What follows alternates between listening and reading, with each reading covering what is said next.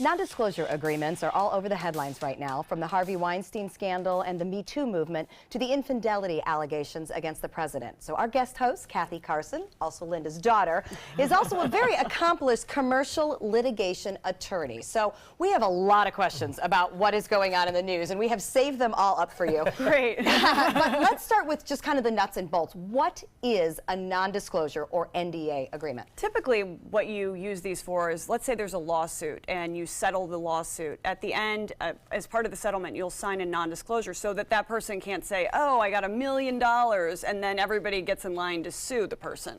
Okay. Or when you have a product and you have to show it to somebody because maybe you want them to buy it, you get them to sign an agreement that they won't disclose what the product is, how it works. That's how they are traditionally used. Of course, here we're getting into where they're not traditionally used to try and keep people from speaking out about harassment, but that's what we're seeing. Yeah, we're seeing it as hush money. So this week, the Weinstein Company declared bankruptcy and tossed out all of its NDAs. Does this mean that we could see a whole new wave of victims or witnesses coming forward to say, hey, this is what I know?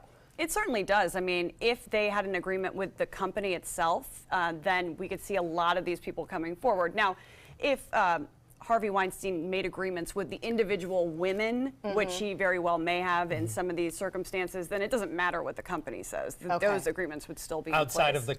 outside of his company. So if I'm a receptionist at the company and I saw him, and this is all hypothetical, saw him assault someone, now that that company has said, we've dropped those NDAs in bankruptcy, as the receptionist, I could come forward and say, well, here's what I used to see. If there was a settlement with you and you signed it, or if earlier, and there's a lot of different things that these may not protect against anyway. Like usually you can't get an NDA to protect you against like a criminal act or something that's against public welfare. You can't say, sign this and don't tell anybody that I'm going to murder someone tomorrow. You know, no one's going to agree to that. So typically, though, it wouldn't stand in those circumstances anyway. So if someone takes money in exchange for silence and then decides, you know what, I want to come forward and talk, you can have your money back, I'll take the lawsuit, whatever.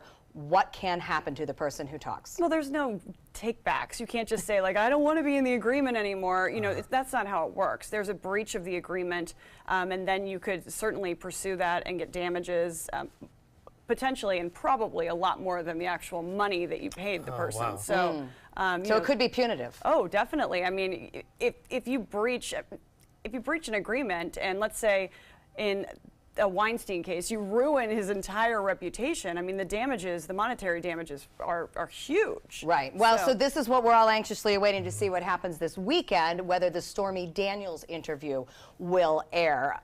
Does that have to do with whether you can or cannot take back an NDA? Certainly. I mean, you can say that I don't want it anymore and here's the money, but that doesn't change the fact that you're in an agreement. You know, you can't. Still signed. Still signed. There. That's not. And that's one of the debates. Is it really signed? You know, those are things we don't know, obviously. Exactly, and we don't know that. But if it's a legal executed agreement, then you can't just say, I'm not interested anymore, here's your money. That's not, you can't get out of it like that. Potentially, what could this do to NDAs in the future going forward with making this also public?